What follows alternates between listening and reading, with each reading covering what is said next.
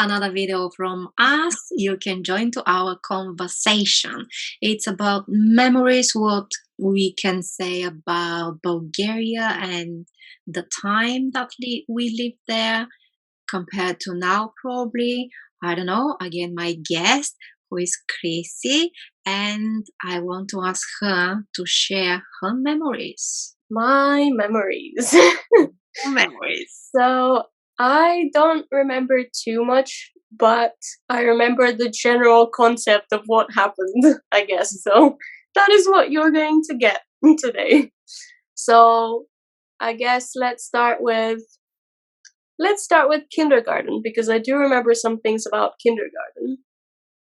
I remember that we had a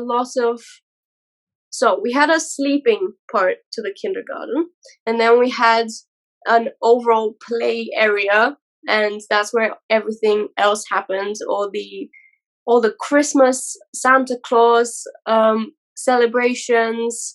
The food section was attached to it, I think, and then there were toilets as well. I just remember sleeping in the beds. Well, the toilets. Yeah. We had to squat down. They weren't the toilets that we use here. They're not the ones that you just sit down on the seat, but you had to squat down. So everyone imagine that. It's easier on your digestion. Just comes out. What else? I remember walking to kindergarten with you. I remember specifically 2 different types of walks there, because when it was autumn, the leaves in Bulgaria are so beautiful. They fall down, everything's yellow and orange and red and beautiful. So I do remember just walking there with you. And when there was snow when I was young, it was so much snow. I remember, I don't know if I was little and I just thought that everything was big, but it just seemed like a lot of snow. Yeah, I had the same memory. I have the same memories from my childhood when there was in the winter so much snow. It was like, I have no idea how tall I was, but it was nearly the snow, like high like me, kind of. So walking in this, when they make way and you have the snow around and you're walking like in a corridor, and white corridor, snow and everything is quiet, so quiet. I love that. And it is snowing right now here. So brilliant. Not here, not in London. Yeah. What else? I remember dancing in kindergarten and just being really embarrassed or ashamed. I just didn't want to dance and be a butterfly or whatnot. So I do have pictures, but I remember not wanting to dance. And cool. So like typical Bulgarian stuff. I think many people will remember when go back, because it was socialist time and it was cheap. Then after that, not so. But there'll probably some, like the old generation, still talking about banichka и боза for 6 stultinki, like 6 pence. Wow. Here, I think when I was a student, it wasn't 6, or maybe it was, I don't remember. But definitely for you was more. Yes, I don't remember it being 6 stultinki, but I do remember that, and also buterki. So this is pastry, banichka. Like if you watch my video about banica, which is big, and banichka is small. Buterka very delicious. Something similar. Boza, it's a drink. Boza, it's from rye, by the way, made from rye. Is there a similar thing here? No. Right, but you can find it in Turkish shops if you're curious, and it says boza for Bulgarian shops. Very good. Yeah. So one of the things people think about that. What else? Just one more food comes to mind, which is döner. Döneri. We had döner. That's not Bulgarian. It's not, but we had it. We had it right there. Okay. Yeah, so the school itself, I remember having to wake up early for school, Yeah. and it finishes around 1, I think. Mm-hmm. And it was cold in the winter, sometimes too cold. So if they won't stop the school for the snow outside, but they will stop it if it's too cold in the school. I remember that. And I remember my music school because I went to a music school as opposed to a normal school. I don't remember what age we When made the switch. when you say music school and normal school, it sounds like music school is not a normal school. I don't think it's a normal school, but in that school we just had instrumental lessons. Everybody was playing something or singing, so we had instrumental lessons, and then part of our education also included musicianship and just things like that and chamber music. But I left earlier, so I wouldn't know about some of the other things that they did. But compared to here, the school, like here you have to stay till 3:30. You go at 9, stay till 3:30. While in Bulgaria you go at 7:30 or 8 and finish around 1:30. Mm-hmm. And I think Much you still nicer. have lunch break or not. I think you still have lunch. Mm-hmm. It's just the breaks are shorter in Bulgarian school. And I think I preferred that. But yeah, and also in England, you have double lessons. You've got the same lesson back to back sometimes. So they make it a longer session. Whereas in Bulgaria, I think you just have one lesson of each. And you've got about 7 lessons, I think, in the day, or what I remember. You've got these belezhnici in the beginning of the year, which are like the planners for the school year. You write all your subjects and all your teachers, all your grades are written there, and things like that. So, yeah, and then in the beginning of the year, you get a big stack of textbooks that you put in your brand new book bag and carry on the bus. All the books you need for the day, Hmm. which is heavy. Like here, they don't do that. No, and you have to have a notebook for every subject, sometimes even a homework notebook, Yeah. because if you have homework, then you have to hand it in, and then the teacher takes that away, so you can't give your other notebook. And You had to do- your grades have to be signed by your parents as well when Yeah. they're put in. So yeah, we had grades from the beginning, which probably is not the really good idea, but we have that. And also you have homework like every day, not like. Hmm. Yeah. And what about the subjects? Like compared to here, the subjects, what you're studying there and what you study here? They overlap quite a bit. Maths was harder in Bulgaria, so when I came here, I actually knew most of it for the next few years. So I was ahead of maths, and I did my exams early, a few years early. Um, we had something along the lines of a lesson where we would get to know things about life, and we'd maybe make a sandwich and bring it into school to as part of something. I don't know. I remember having to make some food for that class and just talk to the class, and I don't know. That was a weird one. I think most of the time you talk about food. Maybe it's because I'm hungry now. Oh, okay.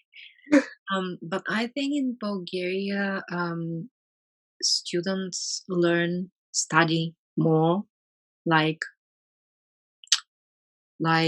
how to say, more facts, more material. I don't know, compared to here, where it's less. Not all schools though. So we had in the textbooks, we'd cover from the beginning to the end, and we'd have lesson 1, lesson 2, lesson 3, like that. And then your homework would also sometimes be to learn how the content of the lesson. And then sometimes, for example, in history, you learn that 2-page lesson, and then in the next history lesson, you might get picked on to basically teach the lesson again. Yeah. So your test is to have the lesson, teach it to the other students. And once I was caught off guard with that, especially in history, and I received a 2, which is the lowest grade you can get. It's from 2 to 6. And that was my first and only 2. And it was traumatic. But yeah, it's quite scary sometimes when you have to learn the whole lesson. I know somebody who actually had to physically write out the entire lesson several times for her to remember it. That's how she learned stuff. So yeah, everybody had different methods of coping with the workload. Yeah, true. So what do you remember from history then? Nothing.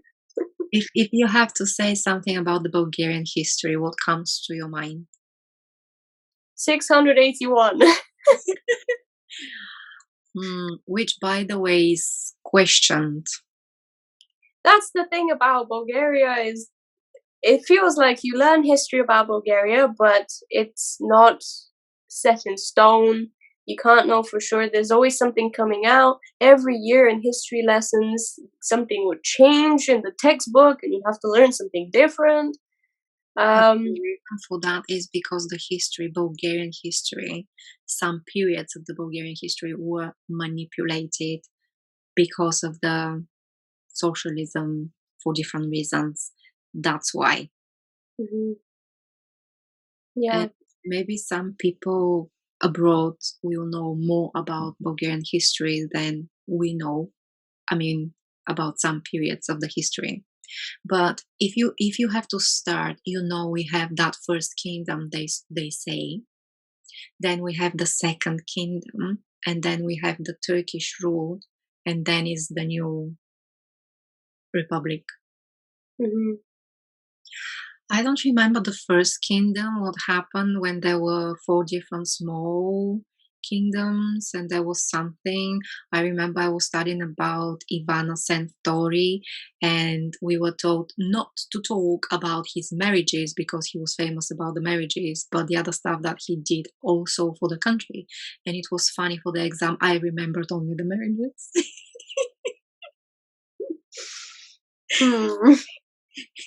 Yeah. Have you heard this legend? I was thinking to make a video about history anyway. I have to sit down and do it. But have you heard in Smolen? I don't remember the name of the. So there is this rock. It's quite high, the rock. Not remembering the name. And it's famous that there were these girls at Turkish time, 40 maybe, I don't remember the number, sorry, that with long hairs back then, and then they plaited their hairs all together. So when the first one jumps off the cliff, the edge of the rock, they all will die because they didn't want to change their faith, their belief. So there was so many different stories. So what do you remember about the history then? Something that comes to your mind? Like Curie Methodi, I'm sure, about that. Yes, the alphabet, them being, I guess the word is missionaries. They walked around and taught other people the alphabet, the first schools being set up and using the first textbook on it, I guess. And Ribnia Bukvar, do you remember Ribnia Bukvar? Yes. Mm-hmm. Yeah. It's interesting when you find that some famous Bulgarians, authors, well, different famous Bulgarians, lived in different places in Europe or all over the world, and they have like memorials or something there. People remember them, but we don't know, or we discover like later or now we are discovering about that. Mm-hmm. It's interesting. But people who don't know much about communism and socialism, what it looks like and find it very attractive because of the ideas or whatever. What do you remember? I'm not sure. I think you were kind of at the age and probably you don't remember many things, or maybe there is nothing. It was this transition. So, what do you think? I remember the atmosphere and people Mm, more than institutional things. I remember things that are still the same today. The way people eat is aimed at carbohydrates, potatoes, mm, bread. That's, I think, very telling of more of poorer countries. Also, lots of cigarettes, alcohol, and lottery tickets. We can, yeah, lottery's taxation on the poor, basically. And I remember, I guess, rude people, but in more so blunt people who have had enough and they just don't care about things as much. When you go to a place where you have to do something like the post office, then the people might not be there or might not really help you. Same with embassies, maybe. yeah. Or they're going on long lunch breaks or just on a break holiday and nobody knows for how long. Oh, yeah. And then you have Okay, to vote. be I'm back in 5 minutes. exactly. And then when did this 5 minutes Yeah, I remember that. Yeah. still the memories, like everywhere when you go you have good and bad memories, and I think the most important thing is to have more good memories and have fun and make friends, Yes. feel happy. Yeah, so if we have to finish this conversation, like making short conversation in Bulgarian, like make it simple, let's say talking about what we talked. So probably not everyone will be able to understand everything. It doesn't matter. Just join, listen, have fun, and let's try. Mm. Memories. Спомени от България. Ти каза, че си спомняш хората да са не особено любезни, да ядат много карбохидрати. И да пушат И да цигари. пушат цигари. Какво си спомняш за шофьори, таксита? Сега ме питаш за ново нещо. Така е. За таксита си спомням, че аз посетих България наскоро, може би не толкова скоро, преди 3 години май. И не бях посещавала от 7 години преди това. И си спомням от това пътешествие, че трябваше да използвам такси и ти трябва да звънеш на таксито. Има около 3-4 номера, които можеш да вярваш, другите не. Да звъниш на такси, идва таксито и аз влизам, отварям вратата да вляза, сядам и след това тръгвам да затварям вратата. Аз чувам, че такси шофьора говори по телефона. И следователно аз изключвам какво става, защото аз сядам и затварям вратата. Но докато затварям вратата, този човек очевидно се опитва да ми каже да не затваряме рязко вратата. Твърде късно човек, аз затворих вратата и то се затвори вратата. И той почва да ми вика. Ама аз ти казах. Ами аз не разбрах, че на мен говорите. Вие говорите по телефона. Та така беше малко нажена ситуацията за 5 минути и след това се оправихме. Къде искаш да отидеш? Ами там искам да отида. Окей, чудесно и после тишина, спрямо разговора по телефона. Може би трябваше да спре 10 секунди преди да вляза, но както и да е. И това си спомням, че нямаше никакъв филтър този човек, никаква идея за какво се случва през моята глава, че аз сядам в таксито и той говори по телефона, както и да е. Това се спомням. Това сега трябва да го преведеш на английски. Само да кажа, такси шофьор е таксиметров шофьор. Таксиметров шофьор, окей. Now with few words you can just translate in English what you just said. Telling a story about my experience in Bulgaria. I visited it 3 years ago and I hadn't been for about 7 years. And one of the stories I remember was calling a taxi and getting into the taxi, but the taxi driver was on the phone. And so I thought that whatever he was saying it to the person that he was on the phone to. But it turns out that as I was going into the taxi and getting ready to shut the door, he was telling me that the door needs to be shut gently. And I didn't hear that. And so I shut it and it just whoosh, like that. And he wasn't very happy with me. But I also wasn't very happy with him. Because how do you expect me to know this with 2 seconds of notice? It just didn't work out very well. But yes, I got home safely that day. That's good. That's very important. But you have to be careful, yes, with that. Okay, I think you were great staying and sharing all this information and staying with me to make these videos. Thank you very much for that. You're welcome. I hope you'll join again sometimes. And help with the channels. And that's all from me, from us. For now, thank you very much for watching. Please like, share and subscribe, and I'll see you in the next video. Довиждане!